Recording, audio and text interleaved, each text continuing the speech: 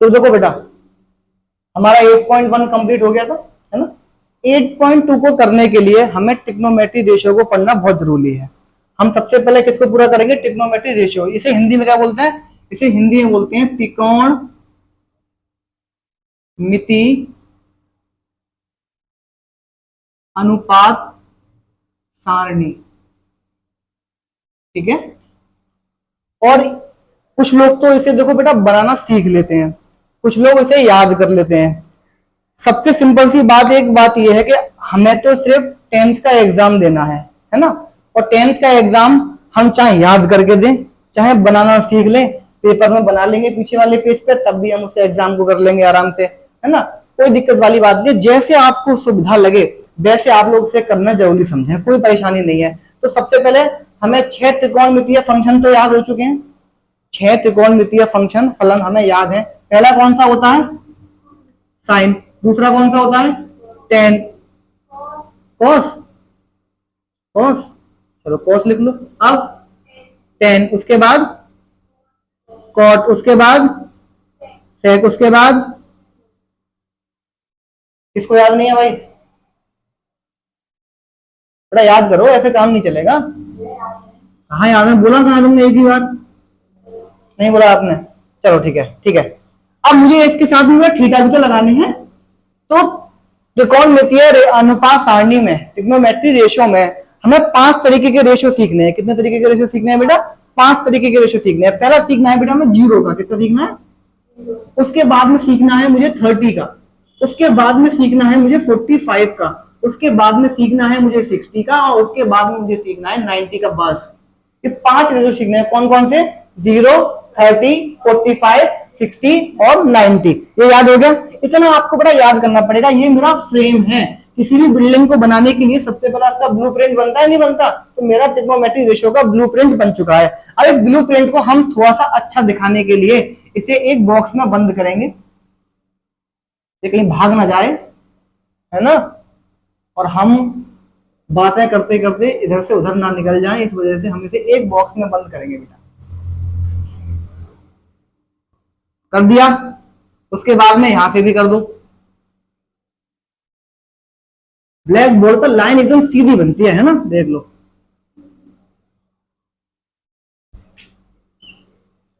थोड़ी बहुत तो टेढ़ी हो ही जाती है। ये कितना छोटा हो गया है?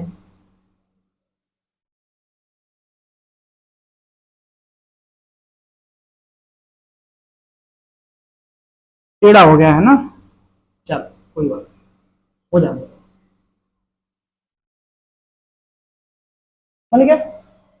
अब मैं जो बोलने वाला हूं वो आप लोगों को पहली लाइन तो याद करनी है। पहली लाइन, ये 5 वैल्यू है, 5 वैल्यू तो कोई भी याद कर लेगा, है? आप में से कितने लोग ऐसे हैं जिन्हें महाभारत के 5 पांडवों के नाम याद है? महाभारत तो देखी होगी आप लोगों ने, नहीं देखी? याद है आप लोगों को? रामायण पूरी देखी है। महाभारत में 5 जो पांडव थे उनके नाम क्या क्या थे भाई? बड़े वाले का नाम क्या था? अर्जुन तो बेटा तीसरे नंबर के थे वो। पहले नंबर के कौन थे? युधिष्ठिर। दूसरे नंबर के कौन थे? भीम। तीसरे कौन थे? अर्जुन। चौथा कौन था? सहदेव। उसके बाद कौन था? नकुल। और ये 5 अलग अलग पावर्स के लिए विख्यात थे, अलग अलग पावर्स के लिए। सबसे बड़े वाले के पास उन्हें धर्मराज बोलते थे। वो कभी झूठ नहीं बोलते थे, वो धर्म के प्रति हमेशा सजग थे। उसके बाद में आता है भीम। भीम को हर कोई जानता है, वो ताकत के लिए जाने जाते हैं। अर्जुन के लिए निष्ठा, लक्ष्य की प्राप्ति, मतलब उन्हें अपने लक्ष्य के अलावा कुछ दिखता ही नहीं था। एकाग्र किसी चीज को लेके, आप उनके सामने यहाँ पे किताब रख दो, उनके सामने आप यहाँ पे डिस्को चला दो, कौन से कहे किताब पढ़नी है बेटा, उनका ध्यान इतना। दुनिया में कुछ ही लोग ऐसे हुए हैं जिन्होंने अपनी नींद पे काबू पाया है। नींद, समझते हैं? नींद सबसे बड़ा काबू होता है, सबसे बड़ा काबू होता है नींद। नींद पर काबू पाना, नींद पर काबू एक तो अर्जुन ने पाया था, एक आपका लक्ष्मण जी 14 साल तक वो सोए नहीं थे, उन्होंने नींद पे अपना काबू पा रखा था। तो उन्हें ऐसा नहीं है नींद नहीं आती थी, लेकिन ये नींद को काबू करने के लिए एक आसन होता है निंद्रासन, उसे ये लोग करते थे। एक आसन होता है हमारे यहाँ पे है, अगर आप उसे डेली करेंगे तो आप आधे घंटे में 1 घंटे में अपनी पूरी दिन की नींद को ले सकते हैं। लेकिन आपको ये है कि लेना आना चाहिए वो। आप 24 घंटे पूरा एब्जॉर्ब कर पाएंगे। आप सोचो ना, एक दिन पूरे, एक दिन कितने घंटे का होता है? 24 घंटे का होता है ना एक दिन। और अब उसमें से हम कितने घंटे जगते हैं?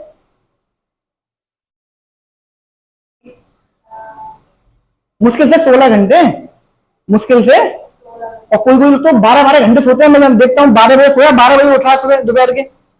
मैं देखता हूँ कुछ लोगों को, मैं देखता हूँ, ऐसी बात नहीं मैं नहीं देखता, वो पूरा पूरा 12-12 घंटे सोते हैं, ऐसी कोई दिक्कत वाली बात नहीं है। लेकिन अगर वो 8 घंटे 6 घंटे अगर वो सो रहा है, मान लेते हैं 8 घंटे, चलो मिनिमम मानता हूं मैं, सो रहा है। अगर आप 1 साल भी 8 घंटे सोए रोज, तो आप 1 साल में कितने दिन जिए? अपनी लाइफ का कितना सारा पार्ट आपने बिगाड़ दिया सोने सोने में। और जो आदमी जग रहा है, 2 घंटे भी जग रहा है, अगर 6 घंटे सो रहा है और 2 घंटे तो आपसे ज्यादा जग रहा है ना, तो जो आपसे कितना आगे निकल जाएगा। तो आप सोते रहो आराम से, क्या दिक्कत है। चलो आ जाओ। तो मेरे कहने का मतलब है कि एक 5 वैल्यू मैं आपको ये लिखने वाला हूँ, वो आपको याद करनी है, बस यही वैल्यू आपको याद करनी है। उसके अलावा आपको कोई वैल्यू याद नहीं होगी। पहला है वैल्यू 0, दूसरी वैल्यू है 1/2, ये वैल्यू है 1/√2, और ये वैल्यू है √3/2, और ये वैल्यू है 1। सर ये तो याद ही नहीं हो रही हमें। ठीक, अब यही होंगे, अभी याद होंगे। 2 मिनट, 1 मिनट भी लगेगा, अभी याद होंगे। तो वो कहते हैं, अब देखो मेरे साथ बोलेंगे, है ना, मेरे साथ बोलेंगे। अंडा, ये अंडा गोल होता है, अंडे का आधा, अंडा, अंडा आधा हो गया। आधे ने पहनी टोपी, आधे ने क्या पहन ली? टोपी। 3 लोगों ने उसकी टोपी देखो छीन ली, देखो छीन लिया, छीन ली। 2 पैसे देखो कहां चलेगी? 3 पे चली। तो टोपी छीन ली तो रह गया बेचारा अकेला। क्या रह गया? अकेला। तो कितना अच्छा है, अंडा, अंडे का आधा, आधे ने पहनी टोपी, 3 लोगों ने टोपी छीन ली, रह गया बेचारा अकेला। याद हो गई? याद हो गई हमें। और जैसे हमें याद होगी तो हम यहां से पकड़ के उसको खींच के यहां लाओ, उल्टा करके लिखना चालू कर दो। वाह, 2 लाइन याद हो गई। याद होगी ना, होने तो हमने बनाना सीख लिया। क्या सीख लिया हमने? बनाना सीख लिया हमने इसको। ठीक है, ठीक है, हमने बनाना सीख लिया था। Very good. ओके, उसके बाद में बेटा आप जानते हैं साइन का उल्टा क्या होता है? कोसेक, नीचे वाला, है ना।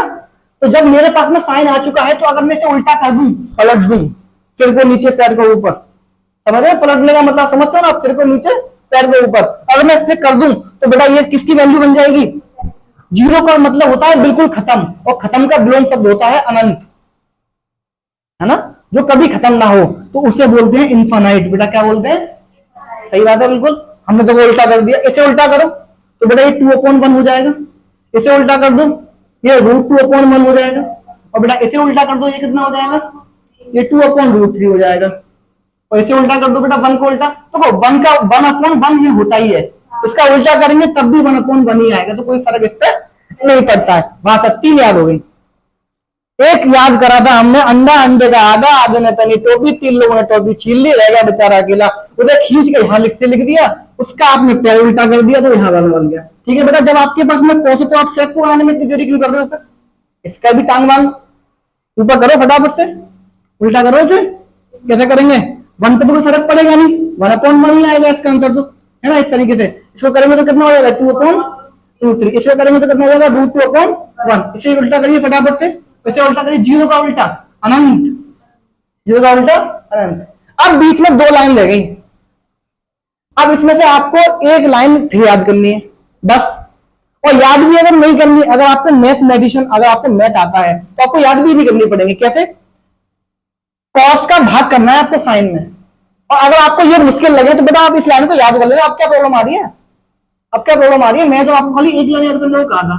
मैं तो ये कह रहा हूं मत करो, समझ लो। अगर समझ में नहीं पा रहे हो तो आप एक काम करना, याद कर लेना, बनाना सीख जाओगे। 1-2 बार प्रैक्टिस करोगे, आपको बनाना आ जाएगी, है ना। उसके बाद हम क्या करेंगे बेटा, हमें कॉस का भाग करना है साइन में, तो 1 का भाग 0 में दो। मैं कहा समझ लोगे तो आ भी जाएगा। अब इसका भाग इसमें दो, तो 2 से 2 कट जाएगा, 1/√3। इसका भाग इसमें तो दोनों सेम है, पूरा पूरा कटेगा पूरा, यानी कि आंसर क्या आएगा? 1। पूरा कट जाएगा तो, है ना। इसका भाग इसमें तो 2 से 2 कट जाएगा, तो कितना आंसर आएगा? √3/1। √3 ऊपर बचेगा ना, और बेटा जीरो का भाग किसी संख्या में देते हैं तो क्या आता है? अनंत। क्या आता है? और अब इसकी टांग पकड़ो, खींचो और लिख दो। यहाँ पे तो फिर जीरो ही आएगा ना। यहाँ पे देखो बेटा, मैं यहाँ पे एक चीज क्लियर कर दूं, यहाँ पे जो था, यहाँ पे जीरो में किसका भाग हो रहा था? तो बेटा डिनोमिनेटर, जो न्यूमिनेटर है वो जीरो है, जो डिनोमिनेटर है वो 1 है, इसका आंसर हमेशा आता है जीरो। लेकिन अगर कभी, अब यहाँ पे तो उल्टा हो गया, यहाँ पे क्या हो गया, यहाँ पे 1 ऊपर है और जीरो नीचे है। जीरो कभी भी अपॉन में नहीं आता। रेशनल नंबर क्या कहता है? जीरो कभी भी डिनोमिनेटर नहीं होता है। जीरो कभी भी डिनोमिनेटर नहीं होता है। अगर डिनोमिनेटर कभी होता है तो उसका आंसर हमेशा इनफाइनाइट होता है। ये वाली बात आप याद रखेंगे, अनंत होता है। क्या होता है? अनंत होता है। तो बेटा ठीक है, फटाफट से उल्टा करके हम लिख रहे हैं। उल्टा मतलब कान पकड़ के, है ना, यहाँ से। क्या बात, जादू, जादू हो गया भाई। एक बार आप सभी लोग बेटा मेरे कहने से प्रैक्टिस करेंगे। अभी फिलहाल में ब्लूप्रिंट बनाएंगे देखकर, और फिर अंडे वाली टेबल लिखेंगे। उसके बाद हम पूरी बनाने की कोशिश करेंगे, देखेंगे हम कितनी लाइन बना पाते हैं। ठीक है? ठीक है बेटा, आज हमारा सिर्फ ट्रिग्नोमेट्री का एक इंट्रोडक्शन था इसका रेशियो का। इसके बाद में हम लोग 8.2 के क्वेश्चंस बड़े आराम से कर सकते हैं, क्योंकि उसके क्वेश्चन पे मेरा कुछ नहीं है। देखो मैं एक छोटा सा एग्जांपल दे देता हूं। जैसे कि मान लीजिए आपको एक क्वेश्चन दे रखा है, sin 30 प्लस 10 45।